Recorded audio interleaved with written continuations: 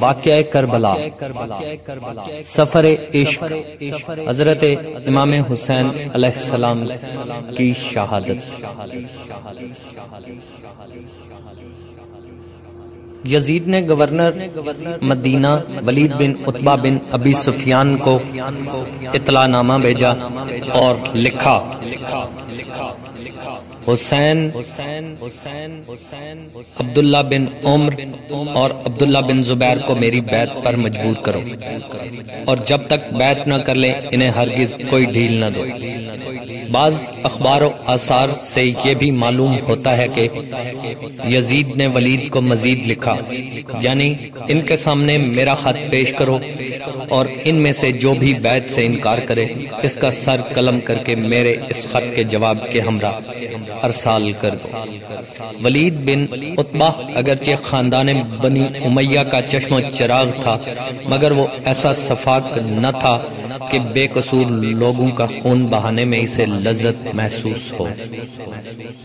اس کے علاوہ وہ حضرت امام حسین کی باعظمت شخصیت سے متاثر بھی تھا۔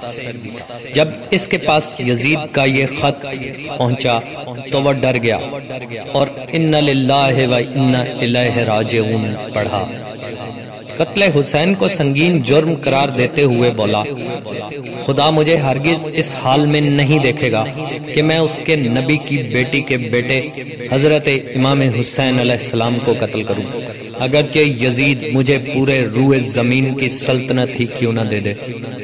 بہرکیف ولید بہت ہی سراسیمہ اور پریشان ہوا اور اس مشکل مرحلہ پر مروان ابن حکم کو مشورہ کے لیے طلب کیا اور تمام صورتحال اس کے سامنے پیش کی۔ مروان اِنَّ لِلَّهِ وَإِنَّ إِلَيْهِ رَاجِعُونَ پڑھنے کے بعد کہنے لگا، عبداللہ بن عمر کی طرف سے کوئی اندیشہ نہیں ہے، جو کچھ خطرہ ہے وہ حسین بن علی اور عبداللہ بن زبیر کی طرف سے ہے، لہذا مصلحت یہ ہے کہ دونوں کو بلا کر ان پر بیعت یزید پیش کرو، اگر یہ کر لے تو ٹھیک، ورنہ ان کو قتل کر دو۔ دیکھو اگر ابھی ایسا نہ کیا گیا تو پھر ان لوگوں کو مخالفت کرنے کا موقع مل جائے گا اور ان پر قابو پانا بہت مشکل ہو جائے گا۔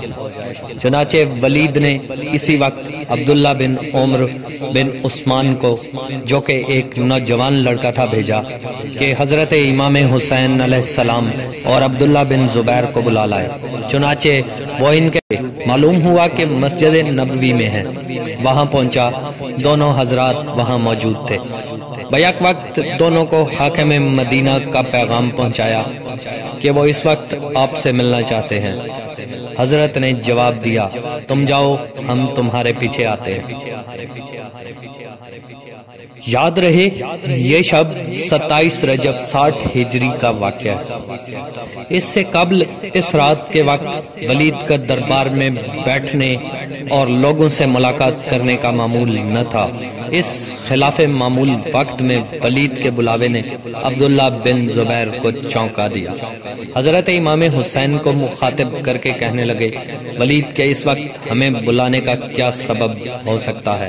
حضرت سید الشہداء نے فرمایا کہ یزید مسند پہ بیٹھ چکا ہے اور ولید چاہتا ہے کہ یزید کے لیے بیعت کا مطالبہ کرے، کیونکہ میں نے گزشتہ رات خواب میں دیکھا کہ معاویہ کا ممبر سرنگوں ہے اور اس کے گھر میں آگ لگی ہوئی ہے، جس کی یہی تعبیر ہو سکتی ہے۔ عبداللہ بن زبیر نے کہا، اس وقت وہاں جانا خطرے سے خالی نہیں۔ امام علیہ السلام نے فرمایا، میں دفاع کا انتظام کر کے جاؤں گا۔ پھر عبداللہ نے پوچھا، اگر ولید بیعت یزید کا مطالبہ کرے تو آپ کا کیا ارادہ ہے؟ آپ نے فرمایا، میں ہرگز یزید کی بیعت نہیں کروں گا، کیونکہ معاویہ نے میرے بھائی امام حسن سے معاہدہ صلح میں یہ طے کیا تھا کہ وہ اپنے بعد کسی کو اپنا جانشین نہیں بنائے گا، بلکہ آل رسول کا حق واپس حقداروں کو دے دے گا۔ دوسرا، یزید شراب خور، لہو و لعب میں مشغول رہنے والا فاسق و فاجر ہے۔ رسول کا نواسہ ہرگز اس کی بیعت نہیں کر سکتا۔